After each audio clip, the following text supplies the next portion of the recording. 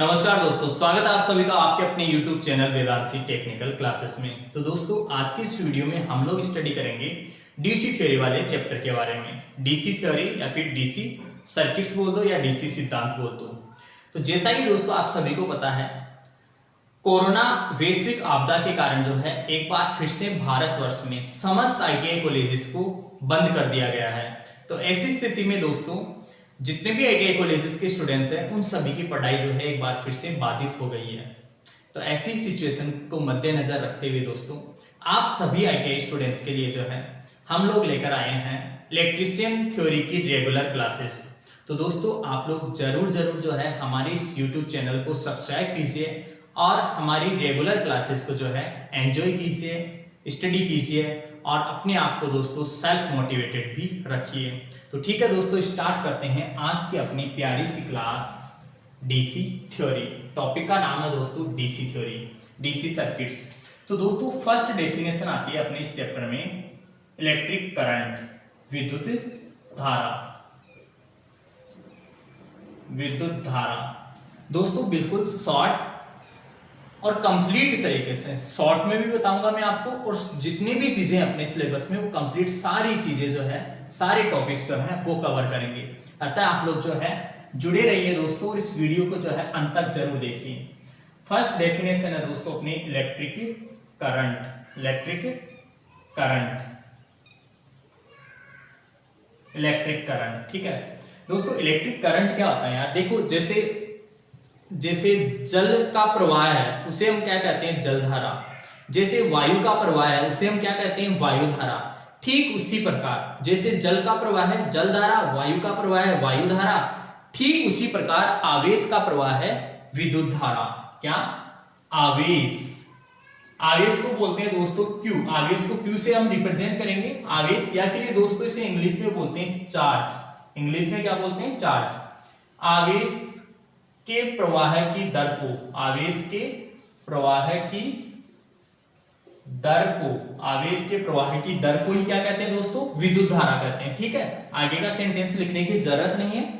आवेश या फिर चार्ज के प्रवाह की दर को क्या कहते हैं दोस्तों, विद्युत धारा। लिखते किसे दोस्तों, इसे गणितीय रूप में हम लिखेंगे इसे विद्युत धारा। विद्युत धारा बराबर होता है दोस्तों आवेश बटा समय। आवेश की दर है ना, आवेश के प्रवाह की दर। किसके प्रवाह की दर, आवेश के प्रवाह की दर। तो विद्युत धारा क्या हो जाएगा, आवेश बटा समय। विद्युत धारा बराबर हो जाएगा आवेश बटा समय। विद्युत धारा को रिप्रेजेंट करेंगे दोस्तों हम लोग I से, ठीक है। आवेश को रिप्रेजेंट करेंगे दोस्तों हम लोग Q से और समय को दोस्तों रिप्रेजेंट करेंगे हम T से, ठीक है। विद्युत धारा को I से, आवेश को Q से और समय को T से। तो I बराबर क्या हुआ दोस्तों, I बराबर हुआ Q बटे T। I बराबर Q बटे T। अब देखो यार, आवेश का मात्रक होता है कूलाम।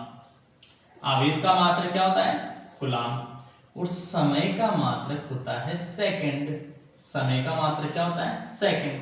तो यहाँ पे कूलाम बटा सेकंड, कूलाम बटा सेकंड, इसी को बोल देंगे हम कूलाम प्रति सेकंड। क्या बोलेंगे दोस्तों, कूलाम प्रति सेकंड, कूलाम प्रति सेकंड। या फिर दोस्तों इसे बोल देते हैं हम लोग एम्पियर, या फिर इसे क्या कह देंगे, एम्पियर। एम्पियर, एम्पियर को हम रिप्रेजेंट करेंगे ए से। अतः हम कह सकते हैं कि विद्युत धारा का मात्रक कूलाम प्रति सेकंड या फिर एम्पियर होता है। विद्युत धारा का मात्रक क्या होता है, कूलाम प्रति सेकंड या फिर एम्पियर, राइट। अब देखो दोस्तों, यहीं पे यदि मान लो सपोज दैट हमें आवेश का सूत्र चाहिए। किसका सूत्र चाहिए, आवेश का सूत्र चाहिए। तो आवेश, आवेश क्या है, Q है। आवेश Q बराबर हो जाएगा दोस्तों, Q बराबर I Guna T, I Guna T, I Guna T, I Guna T। आवेश Q बराबर हो जाएगा I गुना T। विद्युत धारा को किस में मापते हैं, एम्पियर में। विद्युत धारा को किस में मापते हैं, एम्पियर में। और समय को किस में मापते हैं दोस्तों, सेकंड में। तो आवेश का क्या मात्रक हुआ, एम्पियर सेकंड, एम्पियर सेकंड। या फिर दोस्तों आवेश को नॉर्मली हम लोग क्या बोलते हैं, कूलाम, COULOMB, कूलाम। इसको C से भी रिप्रेजेंट करते हैं। तो इस प्रकार से आवेश के अपने पास दो मात्रक बने, या तो एम्पियर सेकंड या फिर कूलाम। एम्पियर सेकंड या फिर कूलाम, ठीक है।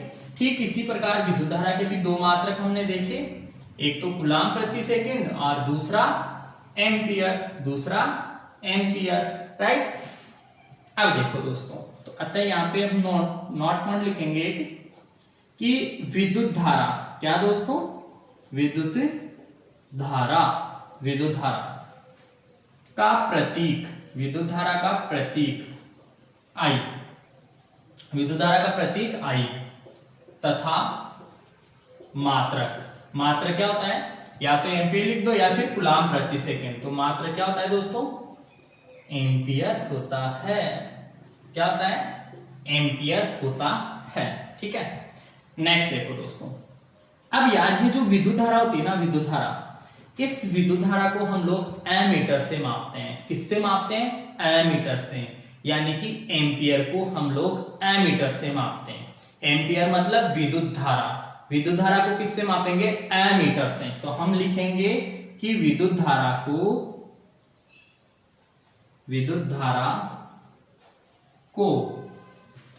एमीटर से मापा जाता है, एमीटर से मापा जाता है।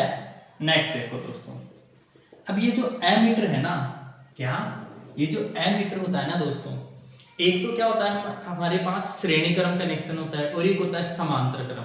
एक तो श्रेणी क्रम को सीरीज बोलते हैं और एक होता है समांतर क्रम को पैरेलल बोलते हैं।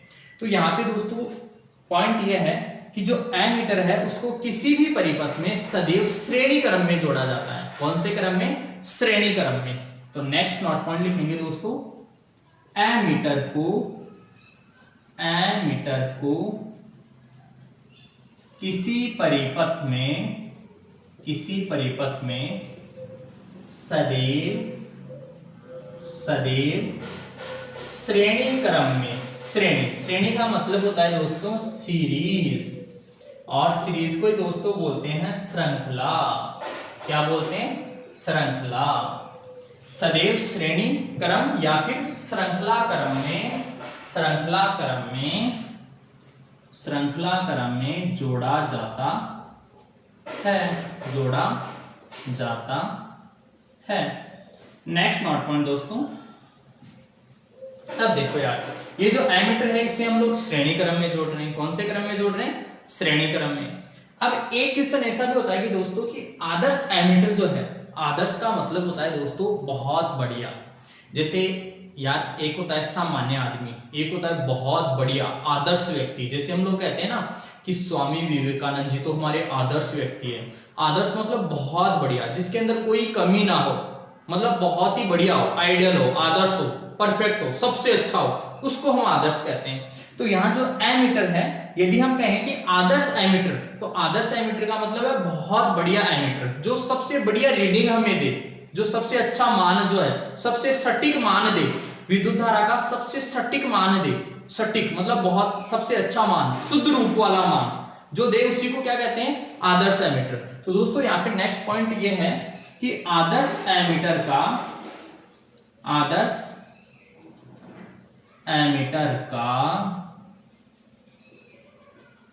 आंतरिक प्रतिरोध, इसे इंग्लिश में बोलते हैं दोस्तों इंटरनल रेसिस्टेंस, आंतरिक प्रतिरोध शून्य होता है।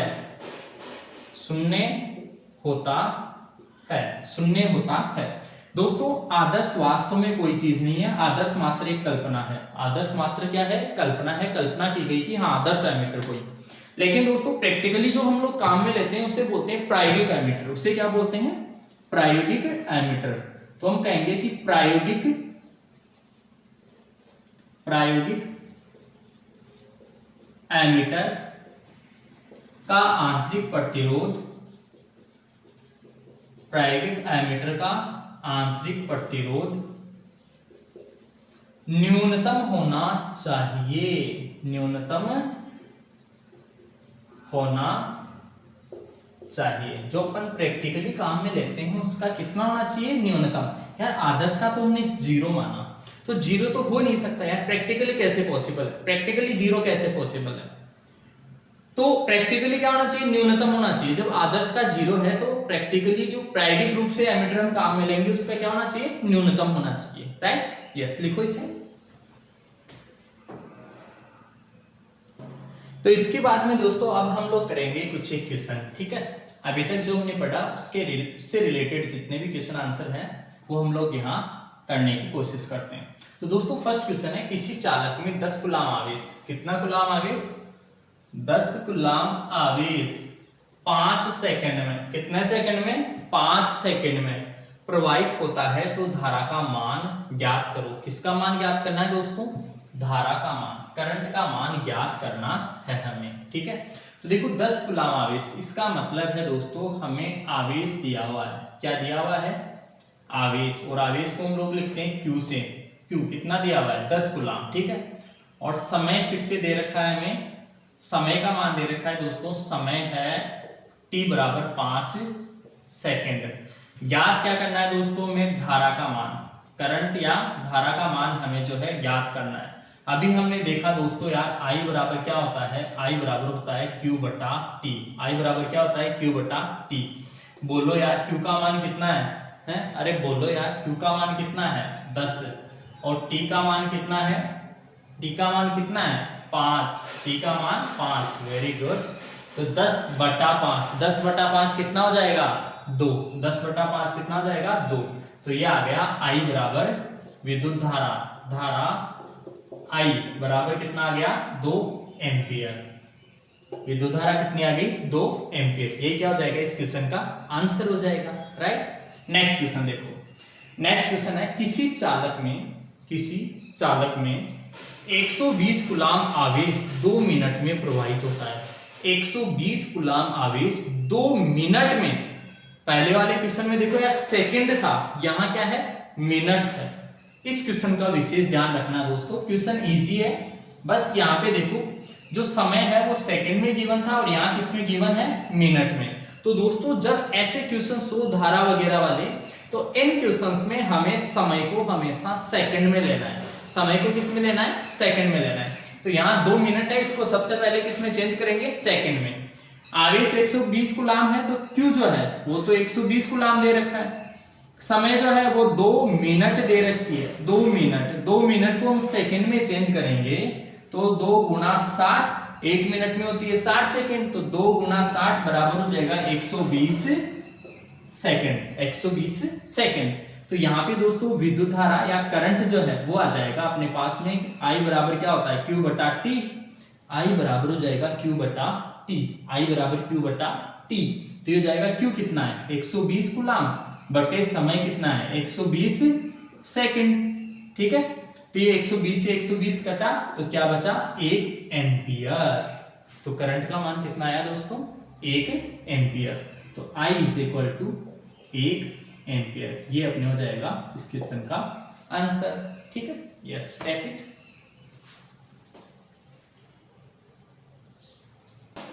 तो नेक्स्ट है दोस्तों question number 3। Question number 3 given है यहाँ पे, किसी चालक में 5 एम्पियर धारा 5 सेकंड में प्रवाहित होती है।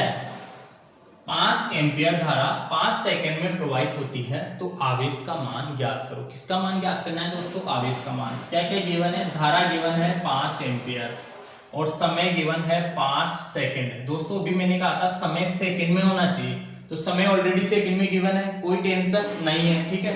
ज्ञात क्या करना है हमें, आवेश का मान ज्ञात करना है। दोस्तों अभी अपन ने सूत्र पढ़ा था, Q बराबर होता है I गुना T, Q बराबर होता है I गुना T, Q बराबर होता है I गुना T। तो यहाँ पे क्या हो जाएगा, I कितना है 5 एम्पियर गुना T कितना है 5 सेकंड, तो हो जाएगा 25। आवेश का मात्रा क्या होगा, कूलाम, तो आवेश का मात्रा आ गया दोस्तों 25 कूलाम, 25 कूलाम। क्या है आंसर, 25 कूलाम। नेक्स्ट क्वेश्चन देखो, किसी चालक में 10 एम्पियर धारा 5 मिनट तक प्रवाहित होती है तो उस परिपथ में प्रवाहित आवेश का मान ज्ञात करो। फिर से आवेश का मान पूछ रहा है दोस्तों, धारा गिवन है, समय गिवन है। धारा कितनी गिवन है, धारा 10 एम्पियर और समय कितना गिवन है दोस्तों, समय है 5 मिनट, 5 मिनट। अभी मैंने कहा था दोस्तों समय को हमेशा सेकंड में लेना है, किस में लेना है, सेकंड में। तो 5 मिनट को हम यदि सेकंड में कन्वर्ट करेंगे तो 5 गुना 60 कितना आएगा, 300 सेकंड। कितना आया, 300 सेकंड। 300 सेकंड कितना आया दोस्तों, 300 सेकंड। तो ये हो गया Q बराबर I गुना T, Q बराबर I गुना T, Q बराबर I गुना T। तो ये हो गया 10 और T समय कितना है 300, कितना आ गया 3000 कूलम। तो आवेश का मान कितना आया अपने पास, 3000 कूलम, 3000 कूलम। ये आंसर आ जाएगा, ये इसका आंसर आ जाएगा। ठीक है, बता लीजिए।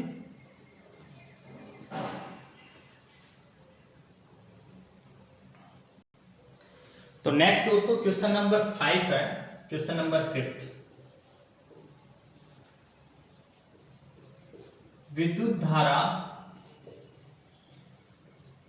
किस दिशा में प्रवाहित होती है, किस दिशा में प्रवाहित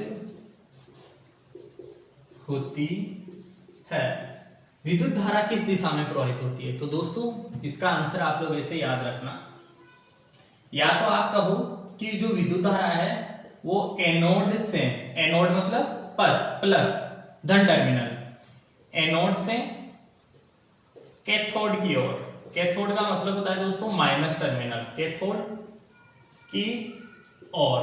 ठीक है, अथवा इसके अलावा दोस्तों सेकंड आंसर इसका ये भी हो सकता है कि इलेक्ट्रॉन्स के प्रवाह के विपरीत दिशा में, इलेक्ट्रॉन्स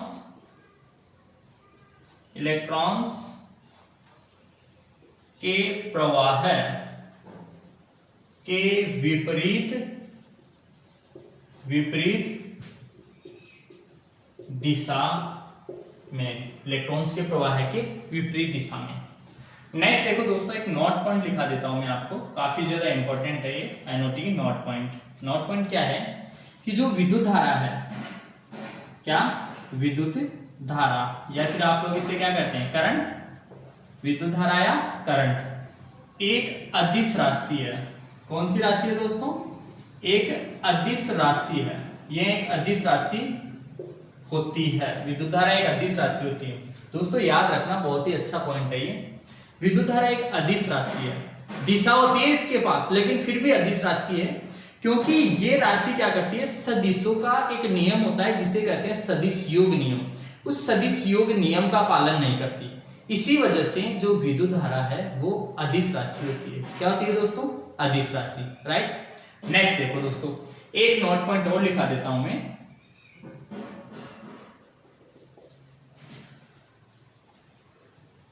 धातुओं में धारा प्रवाह है, क्या धारा प्रवाह है इलेक्ट्रॉन्स के कारण होता है, इलेक्ट्रॉन्स के कारण होता है। किसके कारण होता है दोस्तों, इलेक्ट्रॉन्स के कारण। किसके कारण, इलेक्ट्रॉन्स के कारण। धातुओं में जैसे मान लो अपने लोहे का तार है, तांबे का तार है, एल्यूमिनियम का तार है, इन सभी में, तांबे का तार है, इन सभी में धारा प्रवाह जो है वो किसके कारण होता है, इलेक्ट्रॉन्स के कारण। किसके कारण दोस्तों, इलेक्ट्रॉन्स के कारण। इसके अलावा देखो दोस्तों, अपने जो बैटरियों में इलेक्ट्रोलाइट भरा जाता है, ठीक है, तो उस इलेक्ट्रोलाइट में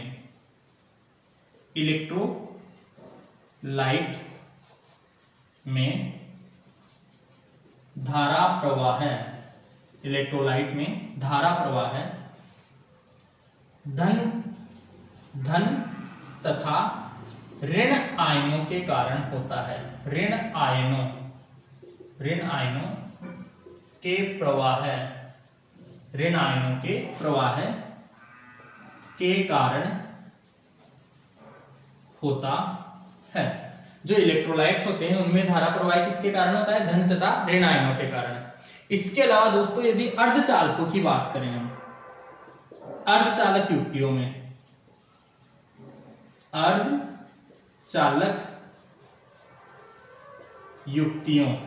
अर्धचालक युक्तियों इंग्लिश में कहेंगे इसे सेमीकंडक्टर डिवाइसेस। अर्धचालक युक्तियों में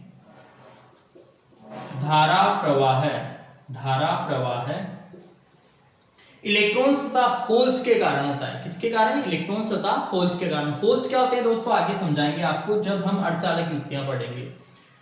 धारा प्रवाह है इलेक्ट्रॉन्स तथा